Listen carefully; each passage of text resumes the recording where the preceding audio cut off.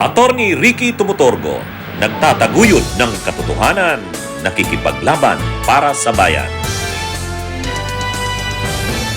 Ito, nakakahiya ngayon, siyempre, itong si Harry Roque. Ha? Ayan, si Harry Roque. O ngayon, bakit nakakahiya ito? Actually, pinagtawanan pa ito nung isang gabi. Pinagtawanan nung isang gabi nila Ronald Llamas, Ed Lingao at saka ni Junvic. Pinag-uusapan nila Junvic na ito ay nasa Interpol Red Notice. Oh. Nung napag-usapan, tinanong ni Ronald Llamas itong si Junvic Rimulya kung saan daw ba makukulong. Pag lumabas na daw yung Interpol Red Notice, siya mismo ang susundo kay Roque doon sa Vienna, sa Austria. Ha? Kaya ito mga kabunyog, sabi ni Llamas, pag naaresto ba si Roque at naibalik sa Pilipinas, saan ba siya ikukulong? Sabi ni Junvic Rimulya, sa Tarlac. Kung sakali, Secretary, saan niyo siya dadalhin? Saan kulungan niyo siya ilalagay? Dito sa Tarlac. Sa Tarlac siya ilalagay. Doon yung RTC. kaso niya, yung human trafficking. Kay Alice Go. Yun di ba doon pinadala yung si Mr. Supra International? Si Mr. Supranational, oh. Alam mo yun? Let's leave him alone, shall we? I'm sure he's living a peaceful life. But But sir, have you made any Parang malungkot kayo eh. have you made any representations with the law? Nawala yung Sponky. Kaya teka lang. Kayong dalawa, naghahagigigan kayong dalawa. Ngayon, nagtatawanan sila Llamas at saka sila Ed Lingao. Kaya actually may reaction dito. Tama ba na pinagtawanan si Roque nila Llamas, nila Ed Lingao at saka ni Junvic Rimulya? Kasi nung nabanggit yung Tarlac, ay syempre, nag-react si Llamas. Di dun pala yan sa Syempre yung Tarlac, doon pala yan sa doon sa niya, yung pinagtaguan niya doon sa kanyang, doon sa kay Mr. Sopra. Ang pagkakabanggit niya ni Junvic Rimulya, Supra International. Kinorek ni Llama, sabi ni Llama, supranational. Hindi, ang tinutukoy dito ay di ba mayroong EA, Executive Assistant si Roque, na yung si AR de la Serna. Ay di ba na yon? Nang ni-raid yung isang pogo doon sa Porac, Pampanga, yung ni-raid yung pogo doon, may isang kwarto doon na tinutuluyan nung EA, Executive Assistant ni Roque. Yung si AR de la Serna. Ay itong si AR de la Serna, kasama pa ni Roque sa mga biyahe sa kung saan-saan, lalo sa Europe, ginastusan pa ni Roque. Nakuha doon sa kwarto na yon na tinutuluyan ni AR de la Serna yung mga affidavit na sinusuportahan siya ni Roque, nasagot ni Roque yung kanyang biyahe sa Europe. Tapos nakita rin yung mga bank accounts na may joint bank account si Roque at saka yung si AR de la Serna. Di syempre, iniintriga ngayon itong si Roque at saka yung si AR de la Serna na parang lumalabas na na intriga na may relasyon si Roque at saka yung AR de la Serna na ngayon. Ito ngayon yung nagiging issue sa social media ngayon. Tama ba na pinagtawanan nila Llamas, Ed Lingao at saka Junvic si Roque dahil doon?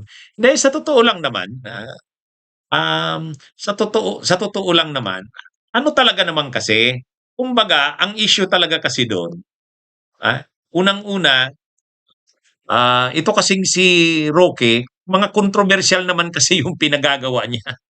Mga kontrobersyal naman ang mga pinagagawa niya eh. Unang-una, yung lalaki na yon na contestant sa Mr. Supranational, taga Bohol yun eh. ano yun gwapo na ano pa, bata pa. Contestant niya sa Mr. Supranational. Tapos inano mo, kumbaga itinira doon sa binigyan ng kwarto doon sa loob ng compound ng Pogo. Nang in-interview yan, kasi inimbestiga yan sa Kongreso Inamin din ni A.R. de la Serna na ang lumakad na magkaroon siya ng kwarto doon ay si Harry Roque.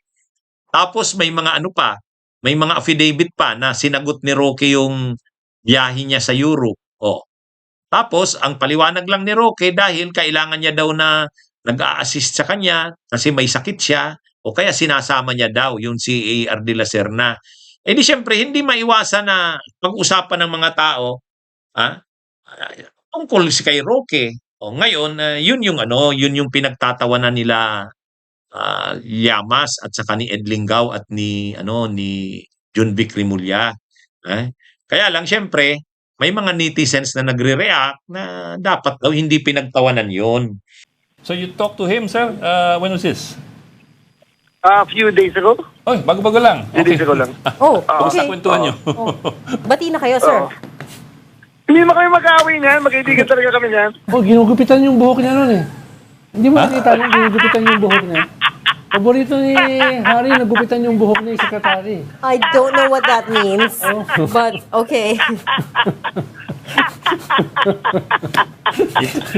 Iba talaga tawa niyo, sir. Hanapin mo, i-google mo yung haircut. I-google mo, mahanap mo yun. I don't know what that means. Oh. But yes, I'm afraid to look. Harry was a bit heavier then compared to now, di ba? Pumayat na ba siya? Pumayat siya, sir. I mean, sa totoo lang, when he talks to us, he tells us na he's on the run, yun nga, he lives in other people's houses. So, of course, it's not an easy... Saka naubusan, hindi na siya makakain ng humba. It's not an easy life, is what I mean. Yung humba. Kasi yun, kumbaga labas na yun sa issue tungkol kay Roque. Kaya lang mahirap mo ring sabihin labas sa issue yun Mahirap mong sabihin na labas sa issue kasi yun naman kasing mga ginawa ni Roque nakaka-intriga. Unang-una, bakit niya binigyan ng kwarto doon yung A.R. de la Serna na yun?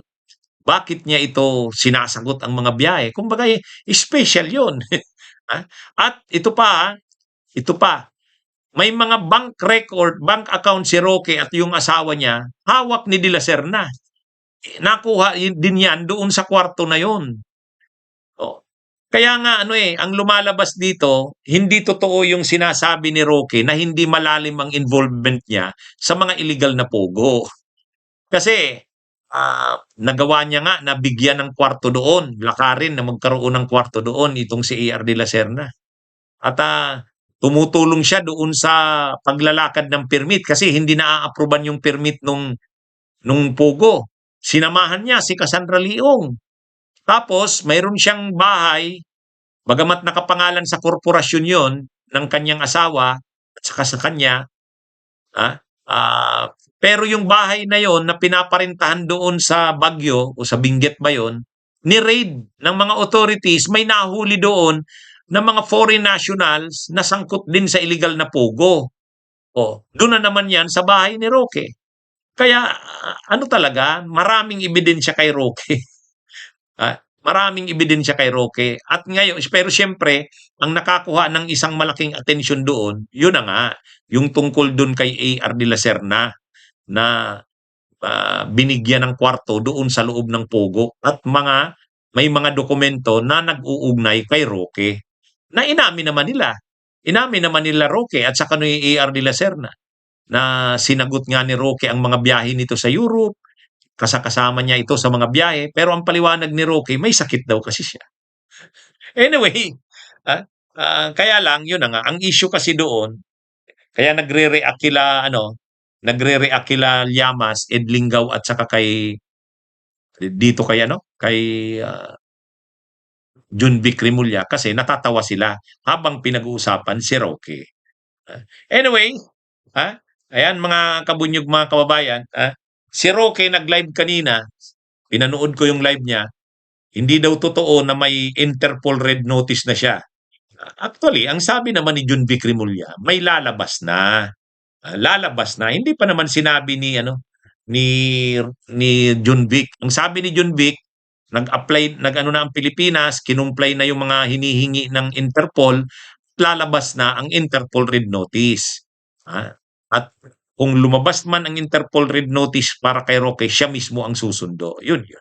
Okay, mga kabunyog, mga kabayan, magandang araw sa inyong lahat. Mabuhay po tayo.